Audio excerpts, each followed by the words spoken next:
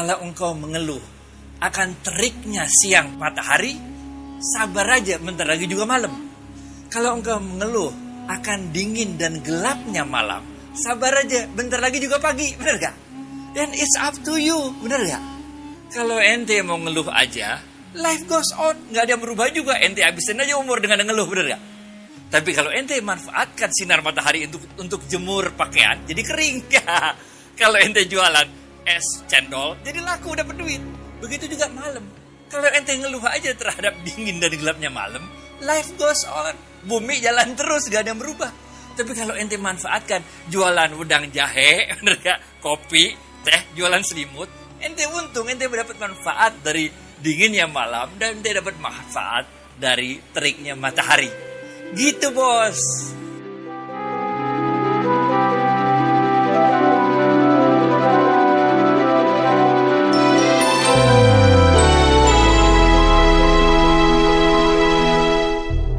Assalamualaikum Ustaz, semoga selalu dalam keadaan sehat walafiat. Waalaikumsalam warahmatullahi wabarakatuh. Apa kabar? Sehat, berkah, bahagia, insyaallah, amin. Alhamdulillah. Boleh kita mulai Ustaz? Salah satu ungkapan yang sangat terkenal di kalangan praktisi tasawuf Islam adalah man arafa nafsahu arafa rabbahu. Artinya, barang siapa yang mengenal dirinya, sungguh ia telah mengenal Tuhannya. Bagaimana maksud ungkapan Ya, man arafa nafsahu arafa rabbahu. Atau dalam kitab-kitab tasawuf yang lain disebutkan man arafa nafsahu faqat arafa rabbahu. Ada tambahan kata-kata faqat yang artinya sesungguhnya. Siapa-siapa yang dapat mengenal dirinya, sesungguhnya dia akan mengenal Tuhannya. Ini sebenarnya bukan hadis. Ini adalah pertama kali ungkapan ini ditemukan di dalam kitab Misbah Syariah, yaitu kitabnya Imam Ja'far Shadiq. Yang 50 tahun kemudian ungkapan ini dipopulerkan oleh seorang ulama tasawuf, Yahya bin Mu'az namanya. Sehingga ungkapan ini menjadi sangat terkenal sekali. Siapa-siapa yang dapat mengenal dirinya, maka dia dapat mengenal Tuhannya. Nah, bagaimana, kenapa Imam Ja'far Shadiq dan Yahya bin Mu'az merumuskan seperti itu? Ini baru masuk hadis. Rasulullah SAW pernah mengatakan, pikirkanlah tentang ciptaanku, kata Allah. Jangan pikirkan tentang zatku. Dalam hadis lain disebut, pikirkanlah tentang ciptaanku, tentang kebesaranku, tanda-tanda kebesaranku, jangan pikirkan zatku. Inilah sebetulnya hadis-hadis yang menjadi dalilnya mengapa kemudian para ulama-ulama tasawuf merumuskan seperti itu. Jadi sebenarnya diri kita ini kan ciptaan Allah. Kalau kita mengenal diri kita, maka insya Allah kita akan mengenal kebesaran Allah yang ada pada diri kita, baik jasad maupun ruhnya. Itu sebabnya kemudian para ulama tasawuf mengatakan, udah dah, pelajarin aja, kenali diri kita. Sebenarnya bukan diri kita aja, kalau dari hadisnya itu, benar gak? Setiap orang, siapapun yang mau mendalami suatu ilmu, apakah ilmu fisika, apa kimia, ekonomi, atau musik, atau tarian, atau apapun lah. Setiap orang yang mau menekuni satu ilmu, maka pada ujungnya dia akan menemukan tentang pencipta dari semua keindahan yang dia lihat. Benar gak? Jadi insya Allah lah, mudah-mudahan kita coba kenali diri kita sebaik-baiknya. Insya Allah kita akan mengenali sifat-sifat Asma'ul Husna Allah yang insya Allah berada dalam diri kita. Back to you. Baik Ustadz, agak bingung sedikit nih, tapi semoga saya benar ya. Yang saya tangkap artinya, seseorang yang dapat mengenali dirinya sendiri, artinya tentu tahu dia berasal dari mana, sifatnya sendiri, dan juga mengenali sifat-sifat Allah. Nah lalu bagaimana apa hubungannya dalam real life gitu, kehidupan sehari-hari kita, mencari rezeki misalnya, itu gimana Ustadz? Jadi kita ambil contoh ya, biar kita kasih contoh biar jelas ceritanya nih. Waktu itu di kota Madinah, itu datanglah pedagang-pedagang dari luar kota Madinah membawa hewan-hewan ternaknya, mau dijual di kota Madinah. Maka Rasulullah SAW memanggil seorang sahabat namanya Urwah bin Al-Bariki. Urwah, ini bawa 1 dinar. Beli 1 kambing dari pedagang yang baru datang ke dalam kota Madinah itu. Maka Urwah menghampiri para pedagang itu, Kemudian beliau buat nyaman para pedagang itu.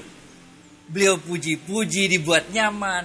Itu kambingnya juga dipuji. Kalau kita kadang-kadang mau beli barang, kita jelek-jelekin barang orang supaya dapat harga murah, benar? Urwah enggak. Dia buat nyaman pedagang itu.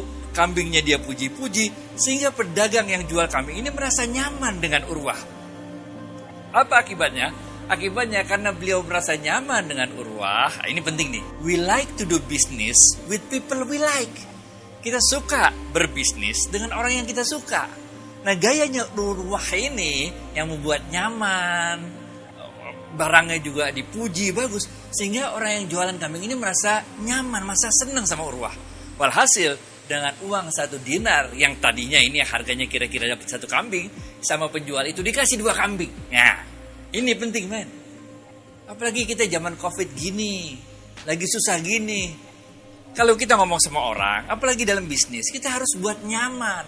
Kalau kita ngeluh, ya orang nggak nyaman bisnis sama kita, bener gak?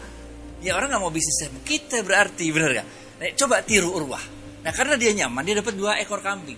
Dibawalah sama Urwah 2 ekor kambing ini. Di tengah jalan sebelum sampai ke Rasul, ada orang yang mau beli. Dijual sama Urwah 1 ekor kambingnya seharga 1 dinar. Sampai kepada Rasulullah SAW, Urwah katakan, ya Rasulullah, ini kambing yang engkau pesan, dan ini uangnya 1 dinar aku kembalikan padamu.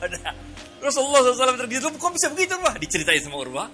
Rasulullah SAW kemudian mendoakan, semoga Allah selalu memberkahi apapun bisnis yang dilakukan oleh Urwah. Ini penting, men. Arafa nafsahu, faqad arafa rabbahu. Kalau kita ngerti psikologinya, ngerti perilaku orang, benar kan? Kita buat nyaman orang berbisnis dengan kita, benar kan? Nah, insya Allah nanti Allah bukakan jalan-jalannya. Tapi kalau kita belum apa-apa, ente mau jualan barang, mau jualan jasa, tapi ngeluh aja sama orang calon bisnis partner ente jadiin tempat curcol. Bagaimana orang mau bisnis sama kita, benar gak? Makanya dalam kitab-kitab tasawuf disebutkan nih, kalau engkau mengeluh akan teriknya siang matahari, sabar aja, bentar lagi juga malam. Kalau engkau mengeluh akan dingin dan gelapnya malam, sabar aja, bentar lagi juga pagi, benar gak? Dan it's up to you, benar gak? Kalau ente mau ngeluh aja, life goes on, gak ada yang berubah juga. Ente habisin aja umur dengan ngeluh, benar gak?